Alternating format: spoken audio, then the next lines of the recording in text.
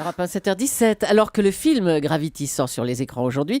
Thomas, vous avez eu envie de savoir où en était la conquête de l'espace. Oui, la conquête de l'espace pour de vrai, pas en film. Où en est-on? Bonjour Alain Sirou. Bonjour Thomas. Vous êtes le spécialiste de l'espace d'Europe 1. Qui mieux que vous pour nous expliquer tout ça? Bon, d'abord, est-ce que vous l'avez vu ce fameux film? Est-ce que vous vous associez à ce concert de louanges? Est-ce qu'il est bien fait? Est-ce qu'il est réaliste? Tout ça, tout ce qu'on dit. C'est plus que réaliste, c'est hyper réaliste. Mais l'espace est extrêmement angoissant parce que Houston ne répond pas. Et pour tous les amateurs d'espace, en règle générale, Houston, c'est la bouée. C'est l'endroit où on essaie de se sauver. Et je vous avouerai que j'ai eu un peu, c'est pas peur, mais été angoissé par les situations.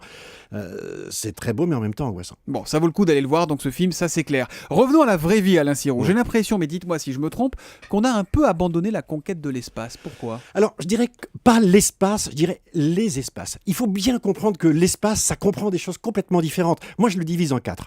Vous avez l'espace du commerce et des services. Vous vous levez ce matin, vous écoutez la radio, la télévision, vous avez votre voiture, le GPS, vous avez tous les éléments qui sont sur les satellites, mais que vous ne voyez pas. Ils se sont filigranés avec la réalité. Ça, c'est l'espace service. Ça, c'est l'espace service. Ensuite, vous avez l'espace qui est aussi invisible, c'est l'espace défense. Celui-ci, c'est le numéro 1 dans le monde. Les États-Unis, quand ils mettent $1 à la NASA, ils en mettent 2 au Pentagone pour surveiller le monde entier. Ça, maintenant, on le sait. Troisième espace, c'est l'espace de la découverte, l'espace de l'exploration. C'est celui-là qui nous fait rêver. Là. Alors celui qui nous fait rêver, l'espace scientifique, qui nous permet aujourd'hui d'aller sur Mars, avec les Américains entre autres, mais pas que, d'envoyer des satellites pour observer les étoiles. C'est celui qui nous permet d'observer la Terre, de s'enrichir de connaissances. Et le dernier espace, c'est celui de Gravity, c'est-à-dire c'est le vol habité.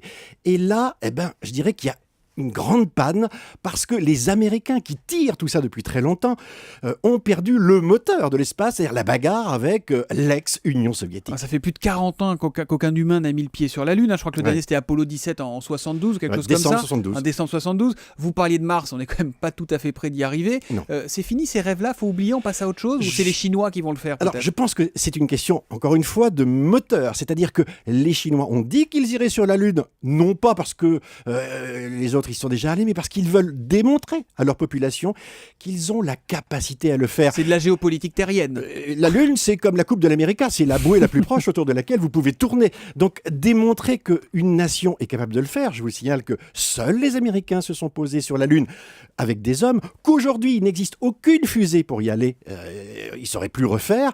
Et puis, n'oubliez pas qu'il faut ramener les hommes vivants. Et quand Gagarine a fait le tour de la Terre, il avait une chance sur 2 de revenir. Est-ce qu'on sait combien il y a d'hommes dans l'espace aujourd'hui au-dessus de notre tête là? Vous me posez une question un peu piège, je dirais entre 3 et 6. Il y a la Station Spatiale Internationale qui tourne autour de la Terre. Les équipages se succèdent depuis plus d'une vingtaine d'années.